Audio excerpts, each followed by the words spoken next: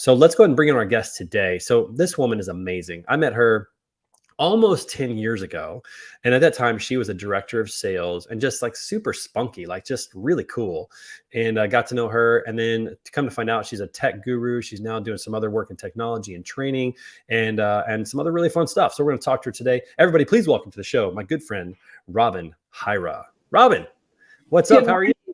I'm very excited to be part of Studio 54. Ooh, nice. That is clever. Just off the cuff like that. It's all about the marketing. That's right. That's right. Well done. Good messaging on that. So now in your role at R2, you're not only implementing technology for the company, but you're also doing some training of the technology for people who are either new in the company or anytime you have new technology. Is that correct? Yes, all of that. So every new employee that starts with R2 goes through my training department. I am the training department. I'm now recruiting kind of some people internally to help with that because I've actually never done their job.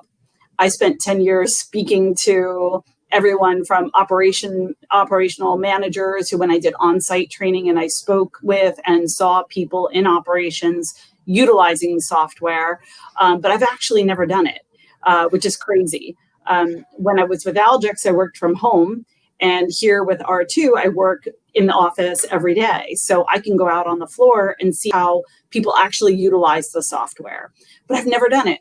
So I'm bringing in some people here from the team now to assist in some ongoing, some new hire training as well as ongoing training. Because the training doesn't stop after the first few days that they start the company.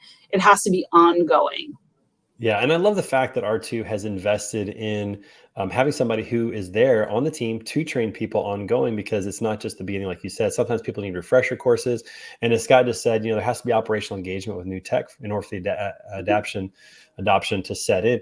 I think that's so true, and it's an ongoing process. How long is your initial training with a new employee at R2? How long do you guys invest in them before you really put them into a seat to start producing? Great question. So in the beginning, we thought it would be a very intense 5-day program. I know some of the larger companies do something a little bit longer. What we've ended up landing on currently is a 3-day, pretty intense program. What I find is that you lose the attention of people. It's a lot to sit in a room with just me. I try to tell some very silly stories. Hopefully you bring some baked goods, which we'll get to later. Do.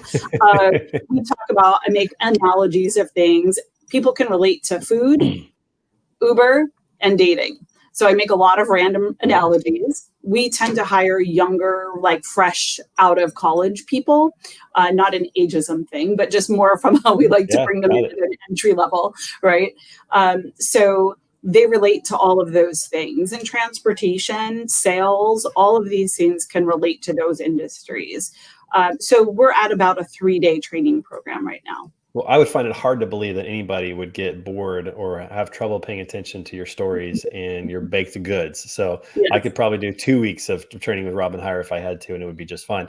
But you say do 3 days of training that's really intense on the technology side of it, and then they go into other training. Is that correct? No. So actually, when they first start out with us, we talk a little bit about the company culture, how we got started, and then start educating them on what is logistics, how the company is set up. These people don't know anything a lot of times. There's a lot of people out there that are graduates of the supply chain logistics, but that's not necessarily who ends up getting hired here. So we have to train them on logistics, and then we also train them on some of the software tools that we use and the different technologies here.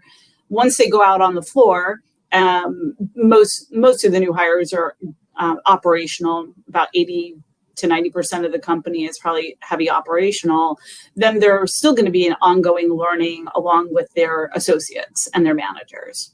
Yeah. And then what's that ongoing training like? Are you touching base with them every week, every couple of weeks at the beginning? How often are you checking in to make sure that they have what they need, that they're comfortable, that they're properly trained? Sure. I check in on them. I would say a handful of times over the first week or two, just to make sure that they're doing okay. They usually are.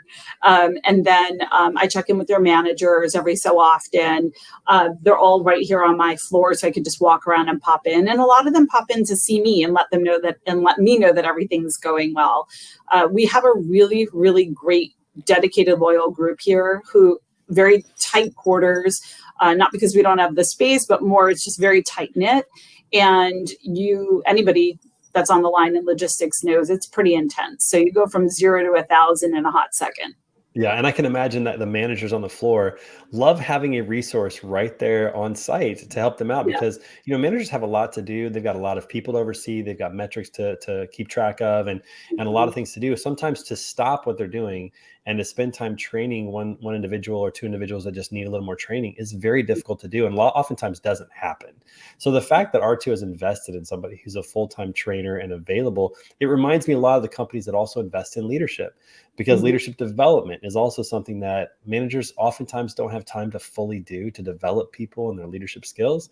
So I love the fact that you guys are investing in that. And that's something for every company out there. Like if you really want to be good with your training, don't just ask your managers to do all the training. Actually have somebody who's a professional who can engage in a real meaningful way, and doesn't hurt somebody that has baked goods that they can bring in that are dynamic. And Russell easily says that he can vouch for your baked goods. So I'm sure Russell's right You, there in the office, Russell. but he said he can vouch for the baked goods. Thank you. I love what you're doing at R2. Robyn, you're such a delight. You're such a good Aw, friend, and thank I you. really appreciate your time to be on the show today.